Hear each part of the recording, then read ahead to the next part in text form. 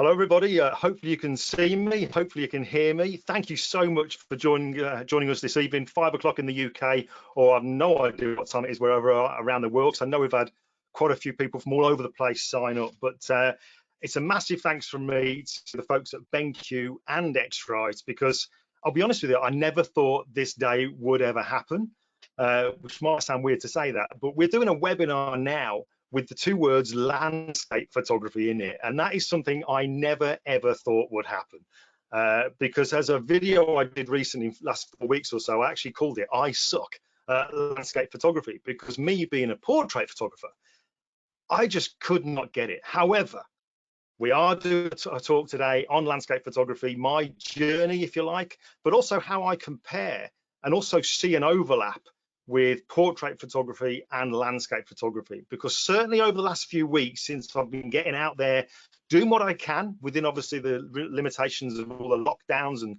how far we can travel, I've had a really steep learning curve, and I want to share that with you tonight with a combination of some slides. We're going to go through some short videos, and there's actually one video in particular which you're going to think is a little bit random. It's completely off the wall, but it's got relevance, or at least I hope you think it has. But I'm going to we're using this GoToWebinar. This is all very new to me, using GoToWebinar. So if it seems a little bit kind of jumping around a bit, bear with me. You're going to get to see all the content. Let me just start off by basically sort of showing you a couple of things. I'm going to dive over to my screen now. I'm going to show you my keynote, and hopefully you can see that. I'll just turn me off. You don't really want to see me just there. And I'm going to just basically run through, first of all, because obviously I'm talking about now the comparison that I see between portrait photography and landscape photography, and how that is really helping me to, I'm not going to say get good, but certainly improve. But for those of you who have no idea who I am, just very, very quickly, let me just show you just an example of some of the portraits that I've done over the past few years. And some of these are friends, some are clients, some are just purely things that I've organized to do because I just enjoy getting out there and doing stuff in between hired work. I think it's really important to get out there and always be creative, always be having the camera in your hand, well, as often as you certainly can. But my work has been very varied, but it is always based around portrait photography. You started out doing a lot of physique work, but I really do enjoy portraits that kind of get the viewer, somebody who's looking at the picture, to feel as if they know the person. Do you know what I mean? Get a feel for who they are. You certainly wouldn't get to feel who this person is, because this is an action figure. It's actually a toy, but I just enjoy doing it. But these are some of the kind of pictures that I've taken over the years, like I said, and I've thoroughly enjoyed doing it. It is definitely my comfort zone. It's kind of what I do as a portrait photographer. However, over the last, I would say, 3 years, if we kind of forget about the last 12 months where we've had to deal with restrictions and movement and lockdown, all that kind of stuff. Before that happened last March, or for the 2 years leading up to that, my main thing as a portrait photographer was photographing people like you can see on screen now. Incredible people, these World War II veterans. That's what I was doing. Now, this has been the most, what can I say, really, the most rewarding thing I've ever done as a photographer, most fulfilling thing I've ever done as a photographer. But more than anything, it's also been the biggest learning curve I've ever had in my photography doing this.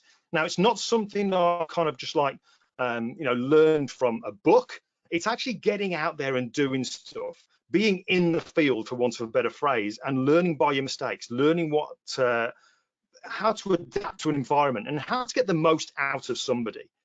But one of the biggest things I've kind of found is that this here, I'll just show you this next picture. This is me when I was photographing a guy called Ken Doxey, World War II veteran who lived in Burton-upon-Trent. Sadly, we've now lost Ken.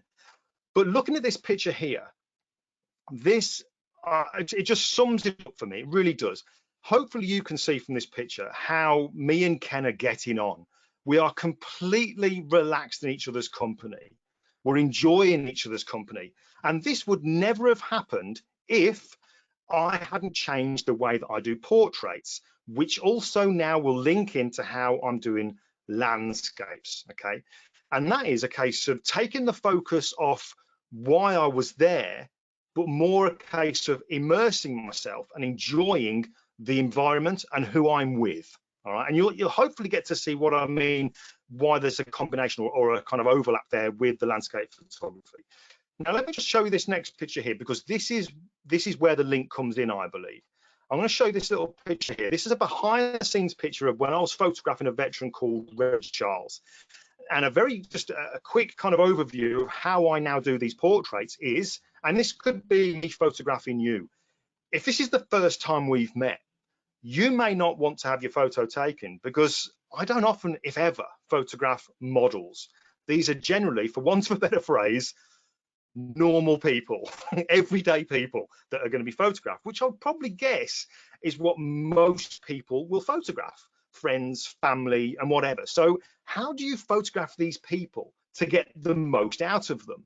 So my process, which again, I'll come to the landscape side of things in a moment, my process for this would have been, or is rather, when I first turn up at your house to photograph you, I leave all the kit in the car. So I go into the house, you open the door to me, we go in, we'll have a cup of tea or a coffee, and we just spend time talking about anything and everything, not the photo shoot. More than likely, we won't even talk about that, because I want to keep your mind off it, because I want you to relax. When we are eventually kind of just really getting on, okay, there's a great conversation. Maybe if we're lucky, there's a bit of laughter going on as well. I then feel that we're about right now. Now we can take a picture. We are relaxed in each other's company. Then I'll go and get the stuff, and then we do the picture. And that's made a huge, huge difference to my photography. In fact, now my photography's gone on its head when it comes to portraits, because I spend more time talking, chatting, relaxing, finding out about you or the person who I'm photographing than I do behind the camera. The photo shoot, I don't know, it's 20% maximum of my time when I actually go into a picture. 20% of that time is actually taking the picture. The rest of the time is relaxing, immersing myself in the environment, and so on and so forth. But let me just kind of go through just a couple more things here, because now I want to start to link this into how we do the landscapes. Here's a couple more pictures you can see of me just with some of these veterans, and hopefully you can tell by these. They're not forced. These are just relaxed pictures. We've only been able to take these comfortable pictures because we are relaxed with each other. We spent the time to get to know each other. So that's my portrait photography. But we're here to talk about the link between the portrait photography and the landscape photography, being successful in both. But what is success when we talk about portrait photography? Let's just concentrate on that just for a little bit longer. What is success when you're talking about portrait photography? Is it composition? Is it sharpness? Is it the lighting? Is it the expression? Or is it a combination of all of it? Or, and I'm playing devil's advocate here, I'll throw this out to you. Is it just when, let's say, a relative sees the picture that you've taken of that person, when they go, oh, that is so them. That is just so them. Oh, I love it. You've really captured them. Is that success more than composition, lighting, whatever? That might sound really strange to say that, but I remember going back a few years ago now when I was over in the Netherlands. I was doing a talk at a show called the Professional Imaging Show, which I highly recommend you go to when we're able, get these things back up and running. But I remember coming off the stage and this guy's come round to me at the end of it, and he has then kind of said, he was all crying, all a little bit upset, and he sort of said that he was really upset because the last picture he ever took of his dad was out of focus. And I understand why he was upset, but I said, look, when you look at that picture that you have taken, which isn't perfectly sharp and what have you, what do you see in your head? Do you see the picture of your dad blurred, or do you see your dad? And he said, well, I see my dad. And that's how it should be. That to me is a successful portrait. And yes, I know all the technical stuff is obviously what we want, but ultimately we want to have a reaction. So what about landscape photography then? What is success when we talk about landscape photography? Is it lighting? Is it composition?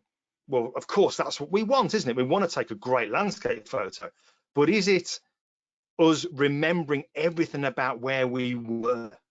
Is it all about the vista, seeing the whole scene and what have you? Is that what the success is as a landscape photographer? So let me just dive into this picture and have this next picture here, because back in 2018, this is when I kind of tried my hand at landscape photography. This is when I decided I was going to do a landscape photography project purely for me, for nobody else, but for my benefit. And this is a picture that I took, and I was shown this location by two very good friends of mine, Ian Monroe and Anthony Carruthers. And I know that Anthony's in the actual chat, I believe, as well. So hello, Anthony, if you can hear me. But this picture here, I thought this is what landscape photography was all about. I thought landscape photography was about the vista, the big scene, all right? And to be honest with you, I kind of, I got really early to do the picture. I enjoyed being there, but I was really focused on getting what I thought was a landscape photograph. And to be honest, now I look at this picture, I know for definite I was running before I could walk when it came to landscapes. I thought it was all about the big picture, and it's okay. It's nothing special. It's definitely one for me, never for a portfolio.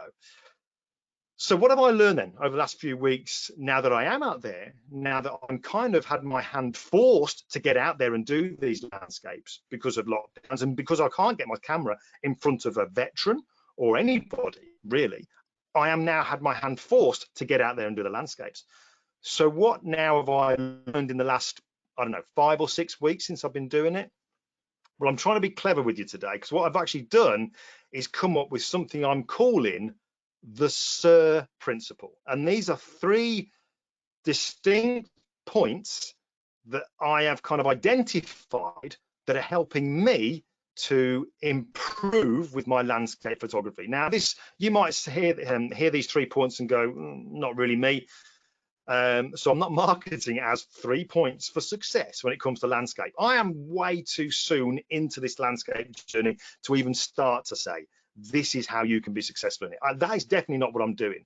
But what I'm doing is trying to show you what I think are the 3 things that I've learned and I have always in my mind now to help me improve. All right, so let me just go through these. The first one in this SIR principle is to think small. Now, that, again, sounds bizarre. Ordinarily, we're told, think big. I mean, don't limit yourself, think big. But let me explain. When it comes to thinking small, what I'm talking about is, you remember the picture from Wales where I thought I had to photograph the whole thing in front of me? I was trying to capture the big thing in front of me. It's not really that.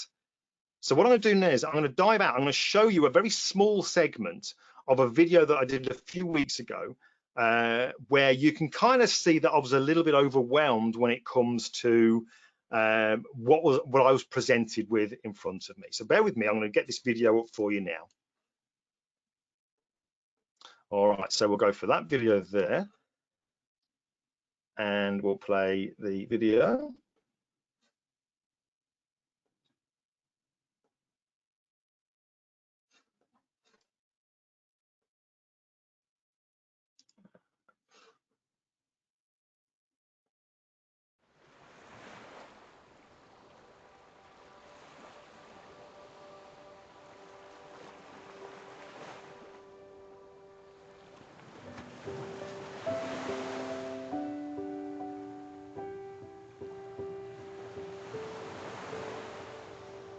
All right, so this is my second trip out to try and improve myself as a landscape photographer. And I decided to come to a place called Hartland Quay on the North Devon coast. I just don't know where to begin.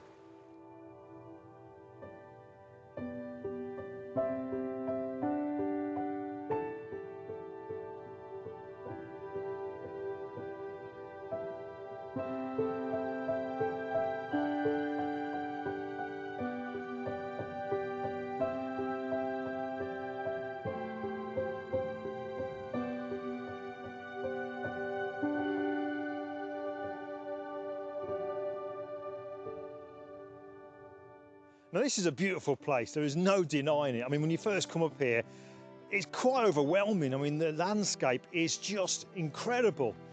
But for me, wanting to start out as a landscape photographer, I don't know really if I'm maybe trying to run before I can walk, because there just seems too much to choose from, too many places. I found myself walking around, climbing up stuff, which is pretty dangerous around here.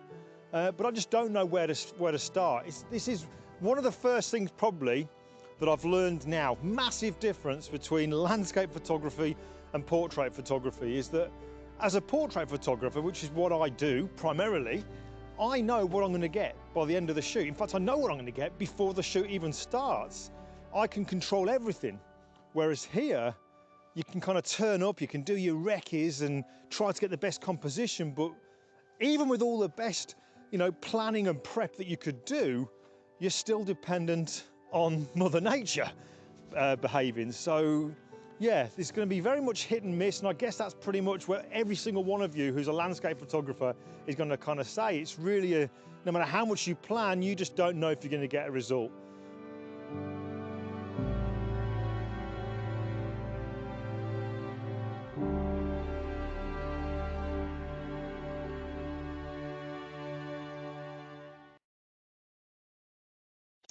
All right, so that was my first kind of attempt, really, if you like, at doing the landscapes, and you can probably tell from that I was completely overwhelmed. I really was. I didn't know where to go. Do you know what I mean? There was just too much. I was like a kid in a sweet shop, really knowing not what sweet to pick.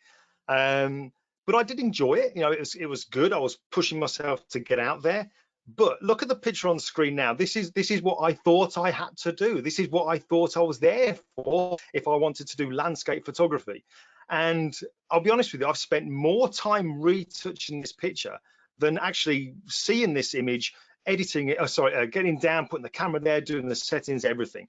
I spent more time editing, trying to get something out of it than actually getting it in camera. And, you know, I kind of looked through lots of books on landscape photography where they have these big rocks in the foreground and all that kind of stuff. So I thought, well, I've got to do that. And that's what I ended up with. And, you know, you've got to start somewhere. Do you know what I mean? I shouldn't compare to other people. We do, though, don't we? We do compare ourselves to other people. But, you know, this is a starting point. And my idea of doing this YouTube video series was to just show everything, warts and all, the successes, the failures, the happy accidents. But in my attempt to get at least something from this whole venture, I also thought, well, I'll tell you what, I'll convert it to black and white. That's always a winner. But it isn't. You can see from this picture here, it's nothing. Do you know what I mean? However, I'm glad I've done it because each time I'm going out, I'm learning something. Just like with the portraits, rather than me sitting at home in a book, reading a book rather, and watching loads and loads of videos and stuff, getting out there in the field, getting your hands dirty is where you learn. And that's certainly where I'm learning at the moment with this landscape stuff. So the first thing I wanted to kind of get over in this principle was thinking small. So hopefully that's making sense. Now, with that whole idea of thinking small, we'll look at the next point of the SIR principle. Let me just dive over to it. So the next point of the SIR principle is immerse. So we've got think small is the S for small, and I is for immerse. Now, what do I mean by immerse?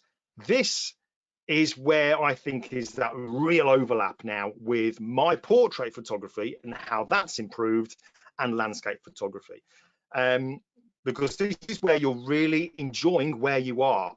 Perfect example for me is two good friends of mine. I've mentioned them already, actually. Ian Munro, Anthony Crothers. Now, Ian Munro, if you do not know Ian Munro, I highly recommend you check him out.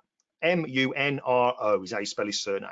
A fantastic conceptual photographer. His imagination is off the scale, and how he's able to capture that imagination into a still image blows me away. It's such good fun to watch it. However, when he first started out, he was a landscape photographer, and Ian is somebody who he's a proper outdoor person. He loves the outdoors, going hiking across the Brecon Beacons, going all over the place.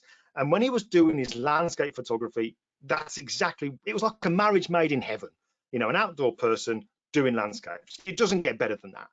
But what Ian admitted to me a few weeks ago was that he became so fixated on getting the image that he kind of missed everything that was with him. Now, of course, he's there because he's looking at a certain part of the scene where he's at, but the journey there, everything else outside of his camera, everything else apart from, you know, what he could see down through the lens, was almost being ignored. So he was missing the beauty of it, if you like. And I can't believe I'm even talking like this. I never believed I'd have these words like beauty and passion, and but it is. This is what the landscape photography is doing for me.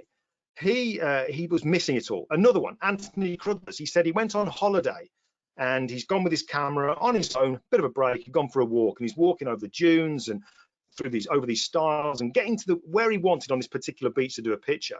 And he did the picture and he's quite happy with it. However, me and Anthony were talking the other day and he says he's going to have to go back because the journey that he walked to get to the beach, he went over beautiful wooden stiles in fields when there's the heather and all that kind of stuff, which would make amazing photographs. But he was just so fixated on getting to that one point, he hadn't immersed himself into that environment. Does that make sense? I don't know. I hope it does. So here's my attempt at being wise or wordy.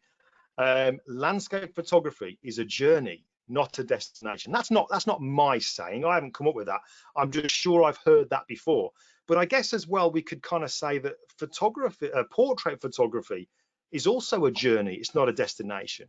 Because I know for a fact that when I was photographing these World War II veterans, which I will be picking up on again once we're able to, once we're safe to do, if I hadn't taken the focus off the end result like Ian was, with the picture, I wouldn't have been able to develop that relationship with the person in front of the camera to really capture them. It's exactly the same with the landscape photography. Now, when I sort of realized that, and I started then to realize landscape photography isn't about the big vista, which if you're kind of trying to be, do landscapes, can put a lot of stress and pressure on you to come back with a result. If you can kind of accept that it isn't just the big thing, it can also be the smaller things, that's when it can really change. And that's how it really changed for me. So, for example, this picture here is one that I did when I literally was just there in this woodland area near to where I live and just completely and utterly relaxed, enjoying where I was. Got there nice and early. I was amongst the trees and stuff while the morning was waking up. The sun was breaking through the tree canopy. The birds were singing. It was just fantastic. I was enjoying the time there like I would enjoy the time with a person that I was photographing. It was just wonderful. And I wasn't even looking for the picture, and it just kind of happened. These things just, just by slowing down, relaxing, immersing myself, I started to notice stuff. So I want to show you another little video now. I think that's the video just here. So let me just come out of here. I'll turn off myself.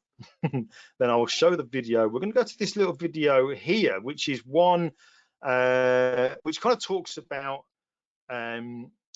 what happened basically when I was there. So again, just a few minutes to watch this little video.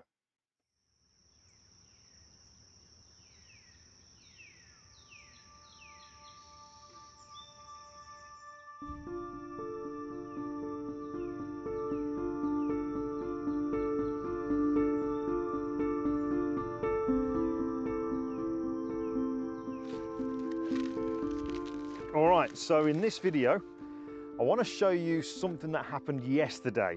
I actually got a picture I didn't expect, and the way it happened, I think is going to make a huge difference to my landscape photography journey.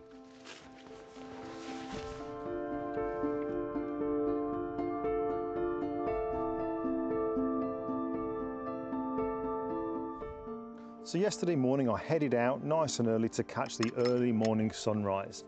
I'd already planned where I was going to go, and I knew exactly the direction in which the sun was going to be coming up. So it was just great to get out and just have a really leisurely meander around a local forest.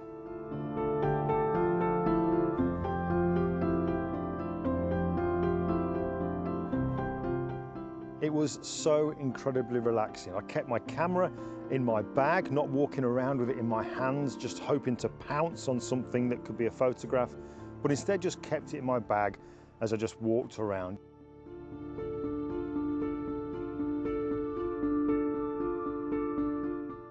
Now, even though I'd planned it to the point that I knew where to go and what time to go, I guess in the back of my mind I still was thinking I'd end up getting a picture. So although I was feeling relaxed, I also felt there was a little bit of me that was also searching. I just couldn't seem to release that searching for a photograph.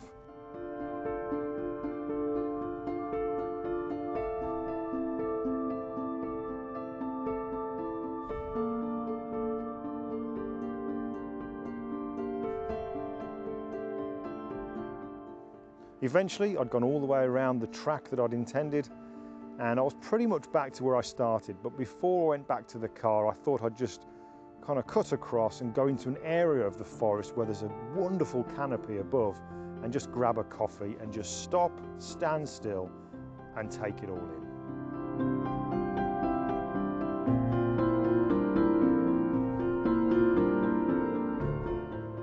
And that's exactly where you join me now. I just literally got to this particular point.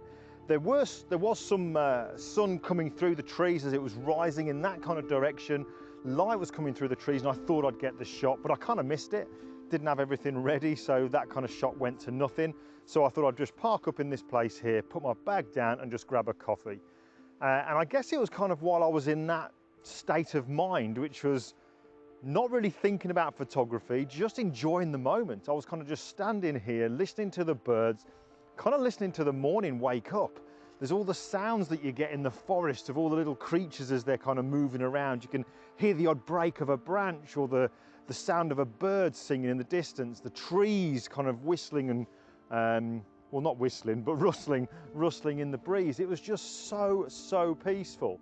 And I think that really did kind of just change everything for me, because before now, even though on this particular trip I'd come out with the intention of being relaxed, okay, I'd kind of put into my mindset, taken all the advice that I'd gotten off everybody that had so kindly commented and emailed, and just come here to enjoy it, have a walk around and really enjoy it. But when I got here, having the coffee, my mind's just kind of just drifted off, enjoying being here. Photography was kind of forgot about. Then I'm just looking around, just taking it all in, and that's when I noticed the tree.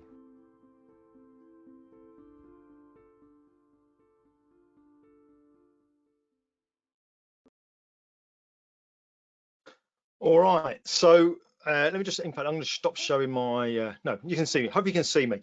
Right, so that video there obviously kind of highlights the fact that how the benefit to me by just slowing down made a massive difference. Now, where are we now? We're kind of halfway through at the moment. I've got so much more I want to show you, editing, printing and stuff, but I'll just kind of dive in to say, if you've got any questions at all, or any advice, tips, tricks, techniques, anything that you've learned, because you take landscape photographs, get them in the chat. I'd really appreciate it. And obviously, if you've got any questions about any kit that I'm using, why I'm using it, because I've actually made a decision now that I'm only going to use a 70 to 200mm lens, because I found that having too many lenses to choose from was stressing me out. It was causing too much confusion.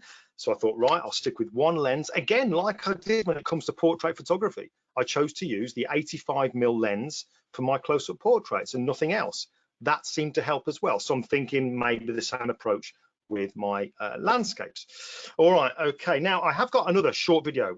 This will be the last video I want to show you, but this kind of, to me, really highlights the feeling that I'm looking for when I'm out there. All right, rather than me just going out there really thinking, right, I've got to get a picture. By relaxing, I want to try and get myself in a state of mind where I'm just completely at ease with where I am. Again, I can't believe I'm even talking like this when it comes to doing photographs. But I'm going to show you a short clip from a TV program, and it's actually a program called Gone Fishing in the UK. It's with two guys, Paul Whitehouse and Bob Mortimer. And if you don't know who they are, they're comedians, they're TV personalities. They've also done some acting. Incredible. And this program is called Gone Fishing when they're going out. But just watch what happens at the end of this short clip to Paul Whitehouse when he's watching this, when he's out there. So let me just find this video for you, and then we'll carry on.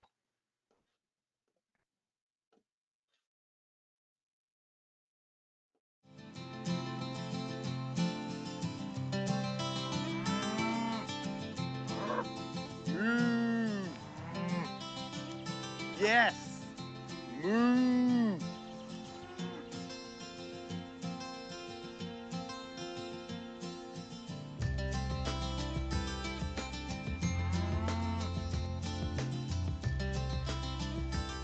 Paul!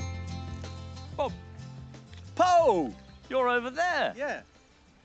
What are you doing? I'm doing you our birthday party. Can you see? Fireworks, are you sure that this is responsible behaviour? Yes, because they're near a cake. Oh, right. That's the rule, is it? Happy birthday. Well, thank you very much. Is it heart healthy? No, but it's just once a year, Paul, isn't it? Yeah. Fantastic. Oh, my God. Yes, I've been to Lidl. Whoa. Whoa! Oh. Cheers, really good. There's And a the fish. trout are rising, the mayfly are rising. Look at the light. Bob, look at the light. Yeah. Look at that. Amazing, isn't it? And there's one final thing. Sorry, I am actually just the sheer beauty of that is just sort of, is the word enraptured? Are you enraptured?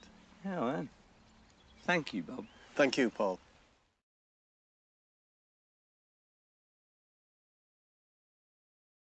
Good. How good is that? When you can see Paul's reaction to that particular scene there in front of him, just wonderful. And that's what I want. Now I am going to kind of show you something else. I'm going to show this, but before we move on, you know what I said about kind of slowing down, enjoying it, and looking at the scene around you. There was a guy when I did that video that said, I suck at landscape photography. This guy posted a comment to me, and I just want to read what that comment was. And this was when I did a thing last week, I think it was, for the Kelby One community. And I said I wasn't very good at landscapes. He's put, so what did you do? You did a portrait of a beautiful and striking tree. How did you do it? You spent time with it, like walking into the house without all your equipment and having some coffee, but this time with the moss and the leaves on the tree, and then settled in and used your portrait experience to take portraits of them. And I just thought, because I didn't realize at first that that's kind of what I'd done, but do you know what? He's right. By me slowing down, absorbing, and just doing what I do when I take portraits, of just getting to know the person, in this case, getting to know where I am, it made a huge difference to me. All right, let me just carry on with the slides that I want to show you here. So I'm going to stop showing the video, and we'll dive over to my main screen 2, and we'll dive into there. There we go. Cool. All right, so the next thing I wanted to kind of say was, again, by me absorbing myself, or immersing myself rather, in the environment, I also realized that not just looking out, but looking down and looking up is making a huge difference. And I guess to so many of you out there, this is just such obvious stuff, but to me it wasn't. It really, really wasn't. But I wasn't going to do any of this until I actually slowed down. All right, so the next thing, repeat. This is the final part of the three-point principle, this SIR principle. So we're talking now about repeat. Now let me just show you this portrait here of a World War II veteran, David Edwards. Wonderful, wonderful man who, again, sadly we lost. This past 12 months has been horrific for veterans. They've really struggled. So we lost David. But this was the first portrait that I ever did of David, and I've actually never shown this portrait up until this very moment. So you're the first people to see this, because this one's been on my hard drive and never seen the light of day. So we're talking about repeat. I'm going to dive back into the portrait world just for a second and just kind of ask you, again, just throwing it out there for you to think about this. If you look at portraits that maybe some of you have done, okay, if you could go back to photograph that person again, what would you do different? Would you do it different? Would you now know something about them that would maybe change the way you photograph them?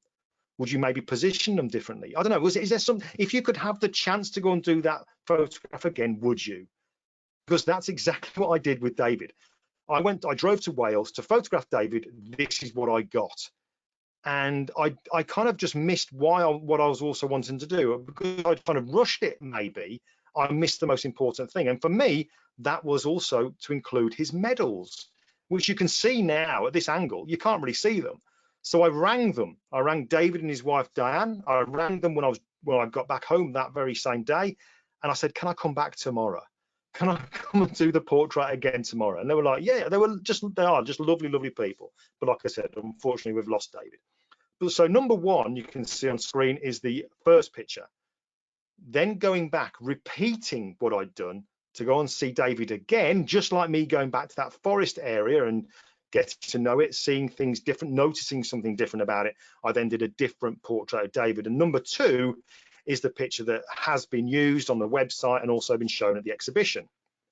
So repeating part of this whole process is massively important. We don't just, you know, I would kind of hazard a guess that any of you out there are landscape photographers. If you think of some of the most amazing pictures that you've taken that you're really happy with, was it the very first and last time you ever went to that place? Or is it somewhere that you'd been to maybe a few times to get to know it, get to know where the best places are, get to know where the sun sets, get to know everything about it before you really got what you wanted? If it's not, and it was your first shot, then you've got to contact me because I need to know your secret. But I think pretty much it's a case if you have to repeatedly go back. For example, I mean, also near me as well, for example, there's a tree near me where we've moved to in Devon. At the bottom of our garden, we've got this field and this tree, this wonderful trees in it. And this is a picture that I took the very first time. But I've kind of committed myself to keep taking pictures of this tree to see if I can improve. So I did this picture, changing my thought process. Do you see, before I went wide, like I did with that picture in Wales, but now I've gone closer, changing to that 70 to 200. Oh, by the way, Ricky, I know that you've posted to say about the 70 to 200, I think is a really good lens for using landscapes. Thank you. That's a kind of like a little pat on my back to say that I must be doing something right then if I'm making those kind of decisions. So thank you. Then I also noticed that the weather had changed, which obviously has a massive impact on landscape photography. The weather had changed, a bit of mist and whatever came down, so I went out yet again. So I'm going to keep doing this. Just keep on doing this. Isn't a process that's going to end. I'm going to keep on going, seeing what I can get from this. But again, slowing down, immersing myself. I noticed these mushroom and what have you as well. So no, sorry, toadstool, fungi. So yeah, that all kind of stuff there. I mean, Anthony's actually put a comment in. I'm going to read this out. Anthony's put, as well as David's medals, I think you captured a better expression on the second time around. I guess that proves the point. Yeah, Anthony, yeah, you're dead right. You know, it's great that you pick up on that, but I think this whole process of, you know, thinking small, immersing yourself in it, and then repeating. There was, maybe I didn't even know that I'd noticed something more about David, which enabled me to capture that expression. I really don't know, but there's such an overlap when it comes to portraits and landscapes as I see it. It really, really is.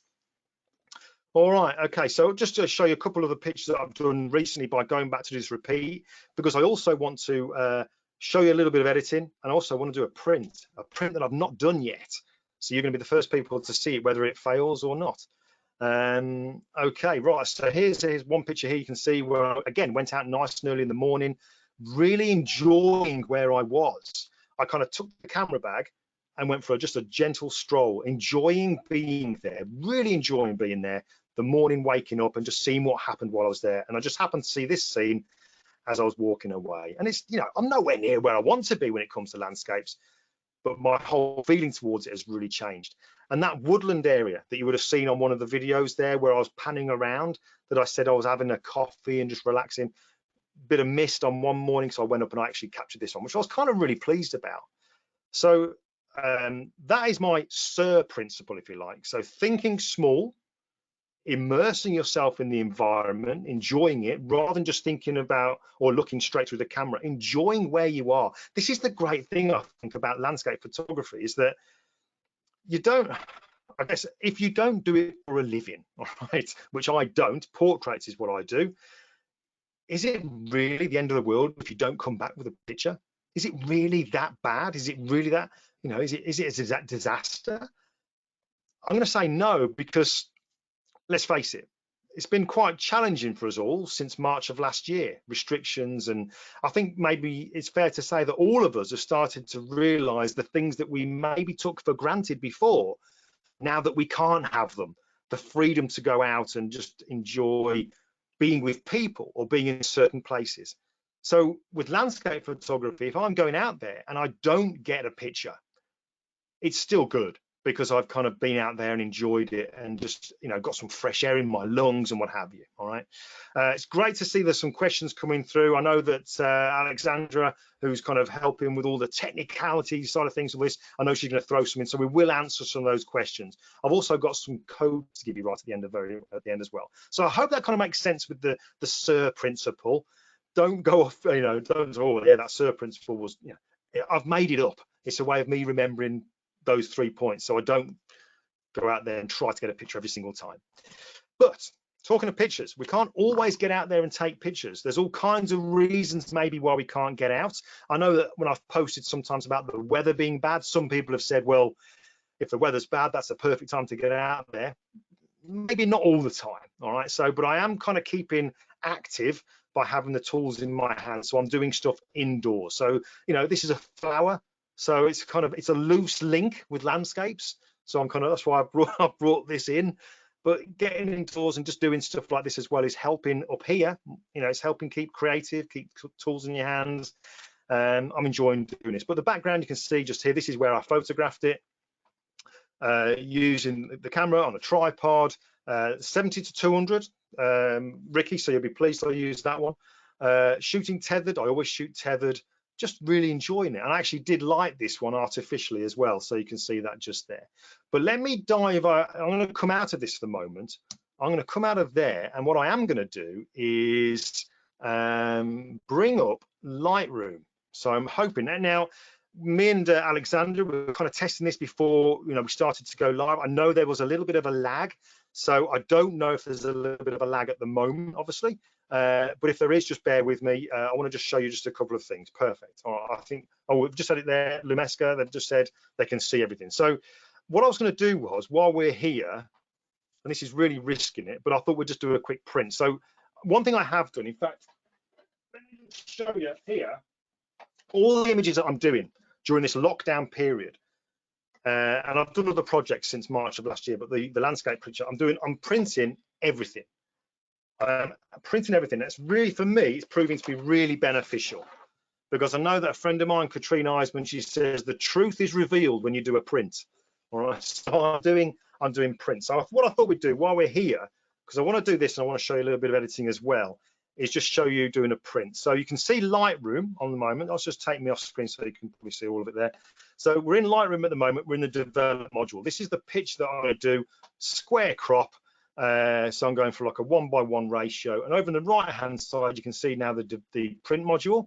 So we come down to here, the color management, and you can see, hopefully, again, I don't know how clear this is coming streaming to you, but the paper I'm using here, I'm choosing this one called FB Pearl, and that's by Permajet. In fact, let me just put my camera just back on for a second.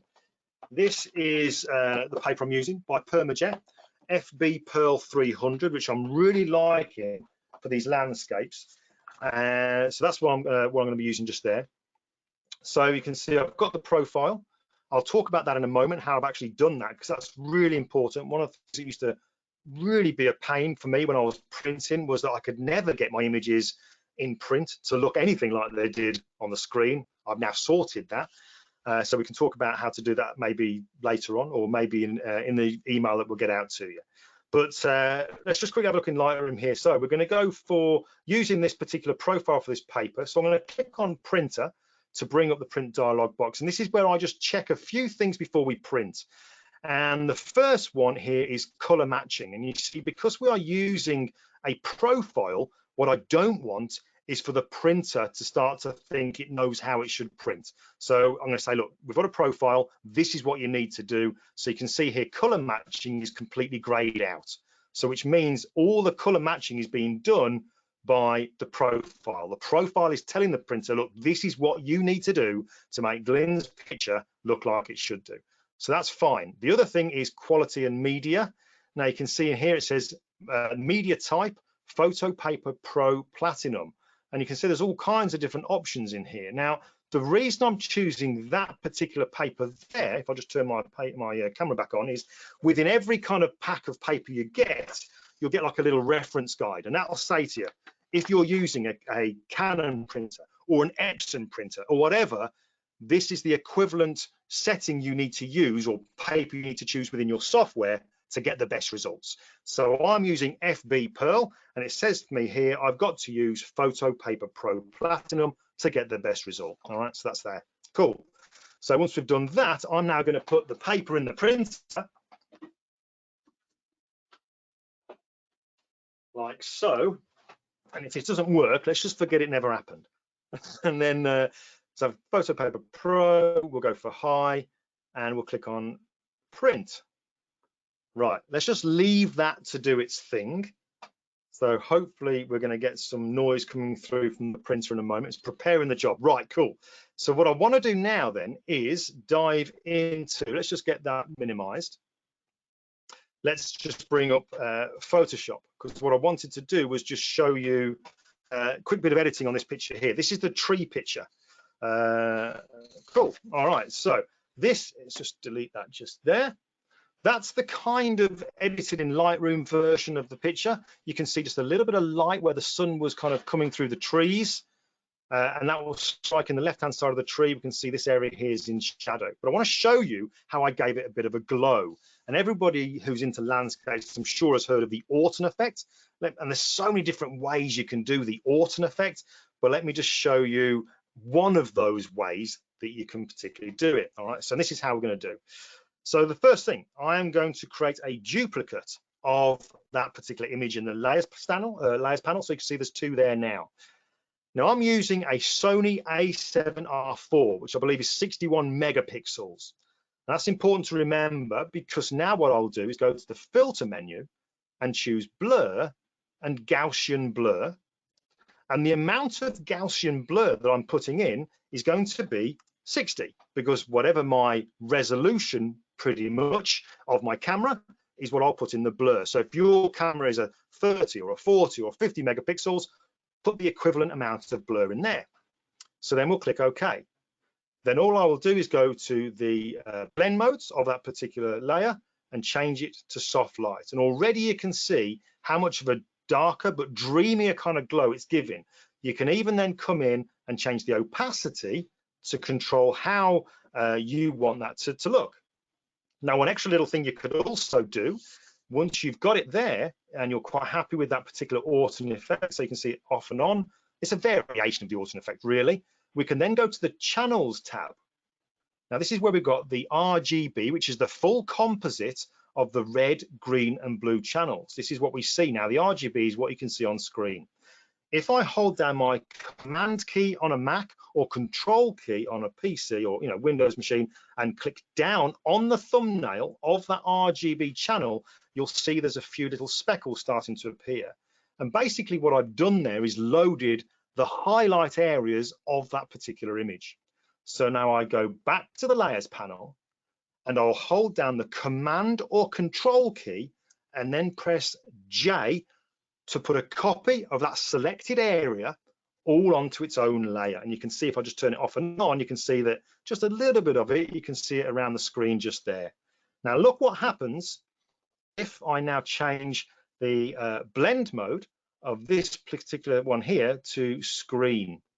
So now this is turning off and on, off and on. So that's then bringing up a bit more brightness in those highlighty areas. That's just that one little thing I wanted to show you there. Alrighty, let's just have a quick look, see what else we've got in the, oh, here we go. Right, let me show you this. Let's just close that down. And we'll bring back up my thing just here, and hopefully you can see me. And you should now see a picture of my desktop to give you an idea of what it is. So this is my typical setup. This is where I am sitting right now. So I've got my Mac, which I'm using, and I plug in my second monitor. Now the monitor I'm using, I get asked about this quite a lot, is it's a 32-inch monitor. So it's nice and big. It's a BenQ monitor, and although I do stuff with BenQ, I used to use their monitors before I was even connected with them in any way, shape or form. So I'm very much somebody, those of you who kind of maybe followed me for a while, I'm hoping that you realize I'm somebody who's built a reputation on trust. And if I don't like something, I'll tell you. Do you know what I mean? I don't just kind of just use it for the sake of using it. It's got to be fit for purpose is the term I'm looking for. But this is the monitor that I'm using here, this 32, it's the SW321C, and I can show you what that looks like on this slide here. What I love about this is the fact that the screen has got no shine to it. It's a very matte finish to the actual image. So when you're looking at the actual picture, on the screen, because it's not got any kind of reflections on it, because it's a matte screen, you see a real representation of it, no matter what angle really you're looking at it. So I love it for that. And I think it's 99% Adobe RGB as well. So I love it. I love that monitor, I really do. And you'll probably see from the actual picture of my desktop, I don't use it now with the lens hood because I've got a very consistent environment lit in this particular room. All right, so that's that one there. So BenQ, that's the monitor I use. I always get asked about it, so I thought I'd tell you. I mentioned about profiling my papers. So I mentioned about the fact that, you know, you choose the paper that you want. Now this gadget here, this is called the i1 Studio. Because one thing you always get told when you're looking to do printing is everyone says that the only thing you have to do is calibrate your monitor and then go and get some profiles from the paper manufacturer. And I did that years ago, never ever worked. Now, over recent years, I started to do it again, look into it. So now I use this gadget here, which will calibrate my screen, but also allows me to create a profile of my paper. All right, so this is like a little case that you get with it, which allows you to hang it over your monitor so that it can take the readings and create a nice, you know, calibrate your screen correctly. And you can also do test prints with these kind of colored grids, which you then basically run this device over and it'll know, right, so if you want that to be red, that's what it needs to be like. And if you want green, that's what it needs to be right. So it creates a profile to then tell the printer how to behave when it prints one of my images. I think I just heard it finished, so we'll have a look at that in just a second. In fact, let's have a look at that now, shall we? Let me stop showing my screen, and hopefully you should see me. Let's just come out of Keynote.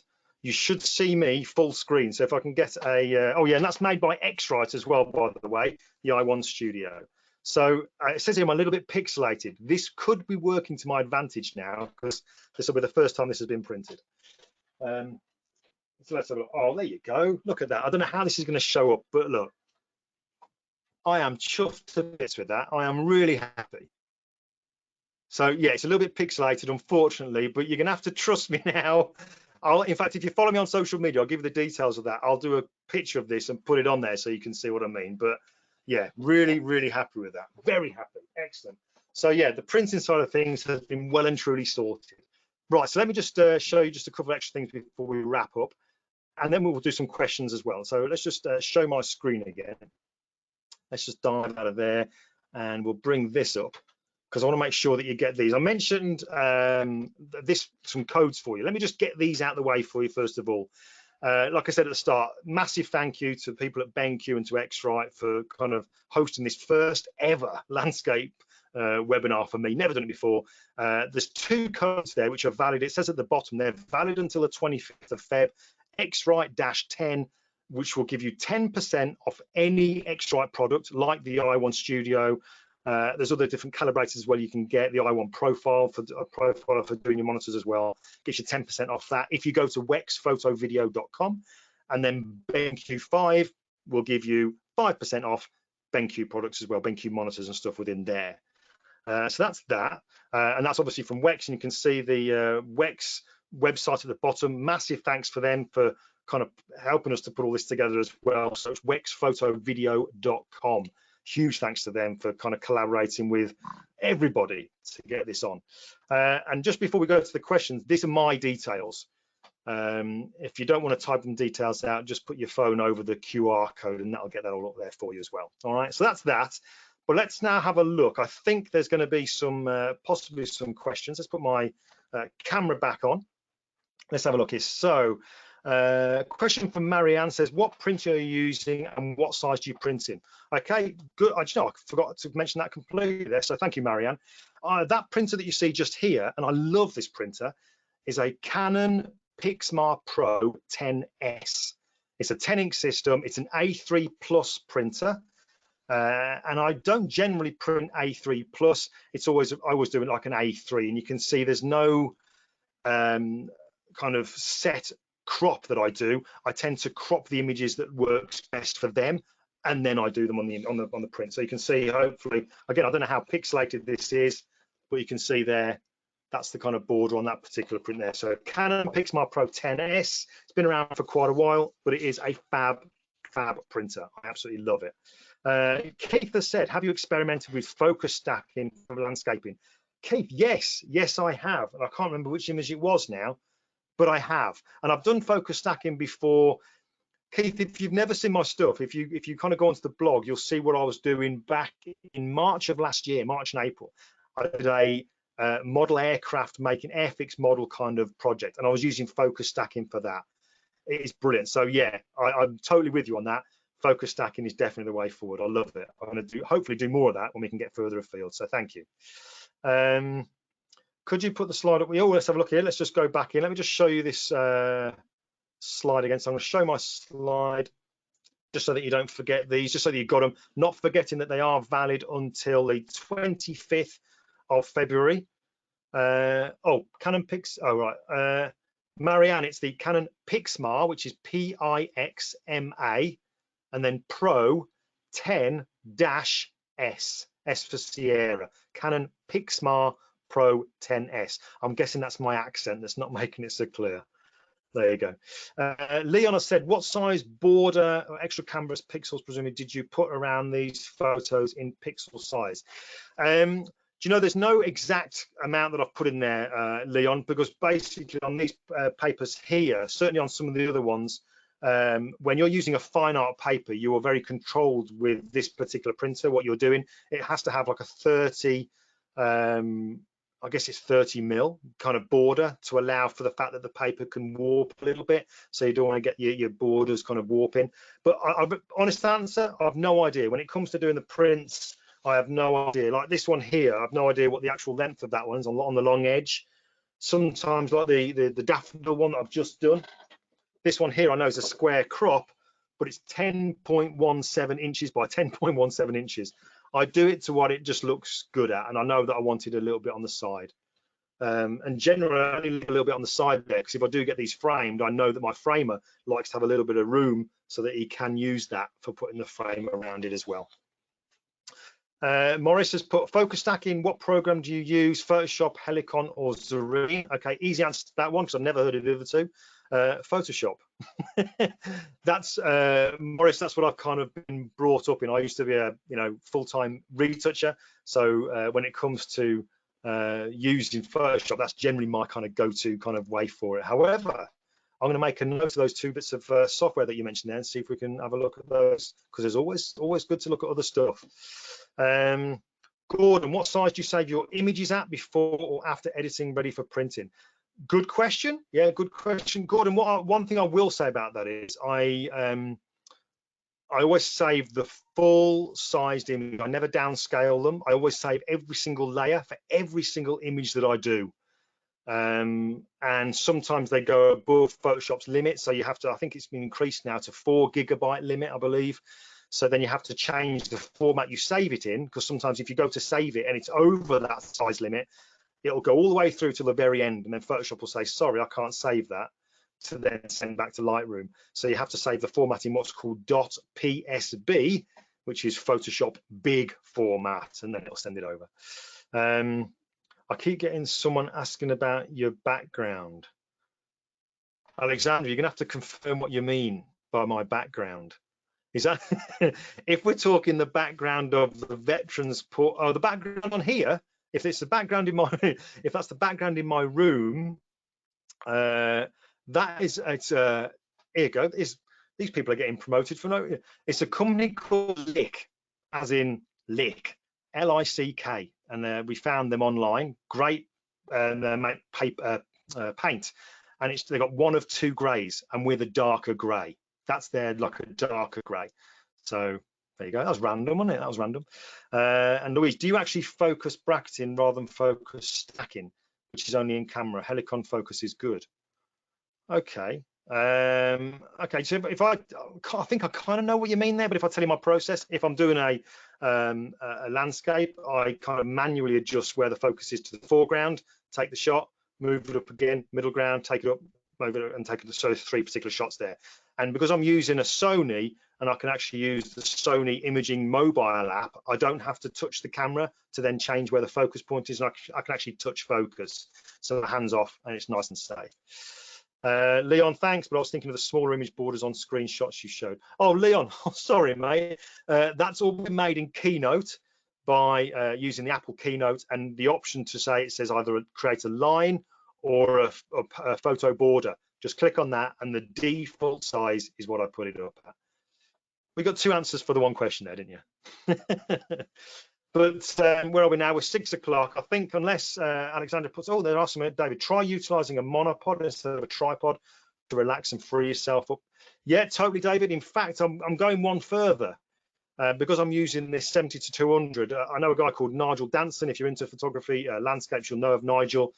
And he tends to use a lot of the 70-200 handheld, because you've got the image stabilization as well. And that's a little bit more freedom. But I take on board what he's saying about the monopod, definitely.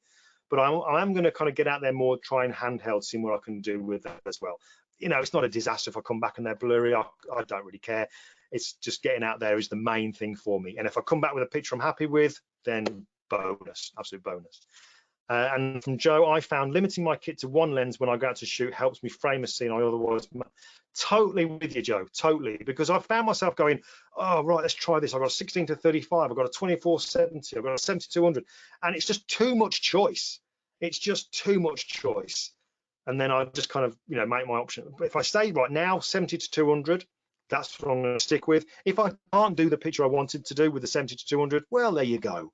I'll have to go back another day with a different lens. But I'm really limiting my kit. And again, this is bringing it over my portrait time. I know that my portraits improved when I limited the lens choice that I gave myself. All right. Jack, when you send your photos to be printed by a professional lab, do you send them as a PSD, a TIFF, or a JPEG? It all depends. I tend to use TIFF when I'm sending them. A lot of times Pro Labs, like Digital Lab is the one that I prefer for doing my my lab printing when they're bigger than what this thing can do. I send it to Digital Lab and I send it to them in a TIFF, okay, because it does retain more. Certainly wouldn't send it to them in a JPEG, not to a Pro Lab. Louise, have a look at that. How do I find or delete older versions of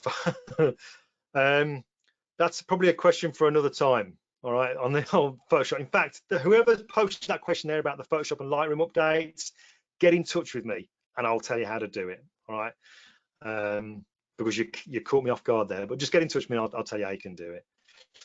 So there you go. I think that's it.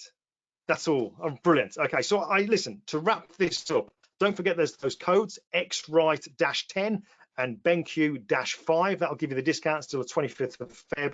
And I just hope that everything that we've gone through today has made sense. I just wanted to show you that I believe, as somebody who is a portrait photographer, that there really is an overlap with landscape photography.